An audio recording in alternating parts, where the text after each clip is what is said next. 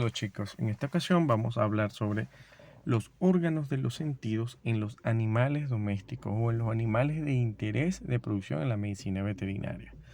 Generalmente podemos definir a la clínica veterinaria o la medicina veterinaria en dos grandes aplicaciones. La aplicación clínica para mascotas, que por lo menos en nuestro país y en algunos otros países latinoamericanos, tiene una afinidad mayor hacia la clínica como tal. Es salvar a la mascota, es considerar al ser vivo como como un miembro familiar y entonces se aplica la medicina más a su máxima expresión. A diferencia de aquellos animales de granja en los cuales cuando se presentan problemas en órganos de los sentidos, su destino va a ser el beneficio o el matadero. A tales condiciones, vamos a enfocarnos más a la clínica de pequeños, que es en la que necesitamos tener un conocimiento exacto, exhaustivo y metódico de lo que es el órgano de los sentidos, pero también en su enfoque general, pues a un nivel mucho más holístico de lo que representa la vida. Bueno, los órganos de los sentidos los podemos nosotros definir dentro del sistema sensorial como un conjunto de órganos que están equipados o constituidos por receptores sensoriales. Esos receptores sensoriales son aquellas estructuras especializadas en la percepción de estímulos que ocurren tanto en el exterior, en el ambiente exterior del animal, como en el ambiente interior. Y bueno, son neuronas equipadas, muy especializadas, o células epiteliales modificadas que van a tener la capacidad de transmitir la información o de conducir la información desde el medio que se emite interno o externo a través de los nervios, llegan al cerebro y es allí donde se interpreta y se generan las respuestas adaptativas. Y cuando me refiero a estas respuestas adaptativas, son aquellas respuestas que el animal, o no, en este caso nosotros los humanos también hemos aprendido con respecto a las experiencias. Recordemos que los estímulos son solo estímulos y que se le van a dar la importancia que ellos tengan dependiendo del uso del animal. Por ejemplo, cuando nosotros nos desagrada una comida, la percibimos por el olfato y aprobamos o desaprobamos. Cuando a nosotros se nos dice pequeño, esto sabe a piña, es porque le dimos un nombre a la piña.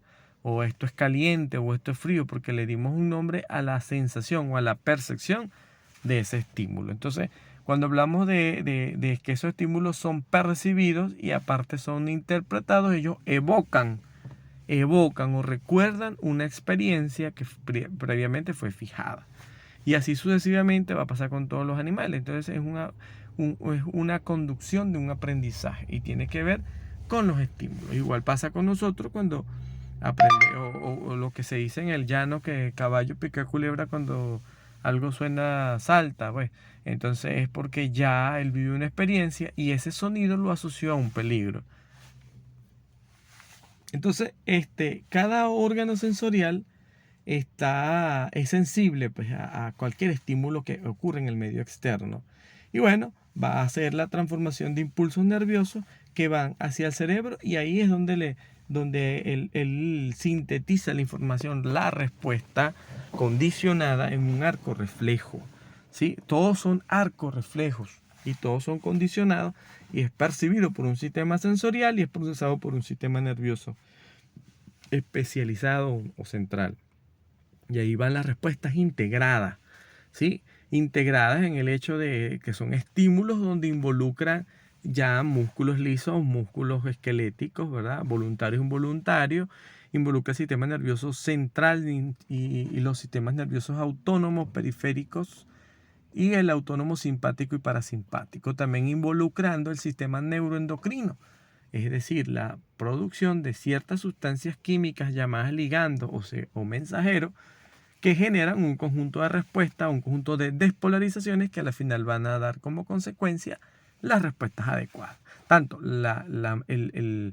la conducción de ese estímulo, de ese impulso nervioso o de esa despolarización que ocurre con la excitación, y luego la postsináptica o la la respuesta a ese estímulo condicionada ya por la integración de varios órganos. Luego vamos a estudiar lo que es el sistema endocrino para que le demos entonces el ajuste neuroendocrino y cómo es la relación entre estos dos sistemas que están allí. Bueno, entonces son una o más células que van a responder a estímulos, ¿verdad? Y que esos estímulos van a ir llevándose y van a involucrar todos los sistemas nerviosos que les había dicho. Entonces, los receptores, lo habíamos comentado anteriormente, que van a estar clasificados dependiendo del estímulo en el cual están especializados.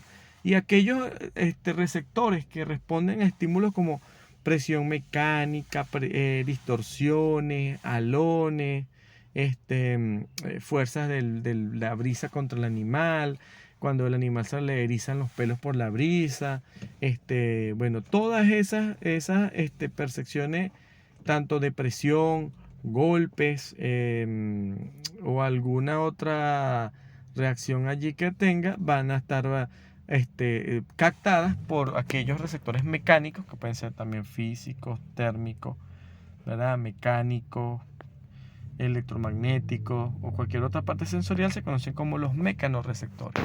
Están en todos los órganos distribuidos a nivel del sistema nervioso, pero distribuidos a nivel de lo que sería la piel, el epitelio. El epitelio no solamente está en solo piel, ¿no? Eso también está en órganos, en paredes de órganos, en parénquimas de órganos. Y ellos también se van a percibir esos cambios que están allí. Ahora, cuando hablamos de estímulos que van con respecto a presiones, ¿verdad? Distensiones o cambios de presiones, principalmente presiones internas, en este caso para una arteria, ¿verdad? En el pulmón o algunas venas en el mismo corazón. Bueno, estas presiones se van a ir marcando a través de órganos considerados como los varoreceptores, que son detectores de presión. Aquellos receptores que se excitan con cambios químicos, como lo que sería aumentos en el pH, ¿verdad? Aumentos en alguna sustancia diluida a través del olfato del gusto, concentraciones de oxígeno o de algún ion o de algún compuesto, se conocen como quimiorreceptores, que ellos van a responder ante la déficit o el incremento de cada uno de estas sustancias químicas. Y otro tipo de estímulos son aquellos que se dan cuando hay cambios, por ejemplo, por la energía óptica que viene de la luz, y cuando llega esa luz va a tocar entonces los fotorreceptores, que va a permitir entonces estar activo en lo que serían los sentidos visuales de algunos de los animales. Entonces, a nivel del cerebro se pueden ir ubicando cada porciones especializadas en el análisis de cada uno de esos receptores o de esos estímulos que están allí estando en el animal, ¿no? Y bueno, lo más importante del sistema de percepción es la percepción del estímulo, la captación del estímulo, su conducción y posterior interpretación, para luego purificar lo que es el control de los movimientos y la regulación de las funciones vitales. Esos estímulos son importantes para mantener el sistema central de la fisiología, que es la homeostasis. Entonces, bueno, acá podemos hablar de que los órganos sensoriales van a estar formados por células periféricas y órganos sensoriales, como lo es en los ojos la visión, en la piel el tacto y en algunos epitelios el tacto. En las orejas está la audición y el equilibrio. En la nariz y en las fosas nasales se encuentra el sistema olfatorio, y en la lengua el sentido del gusto, que para algunas especies son más especializadas que otros.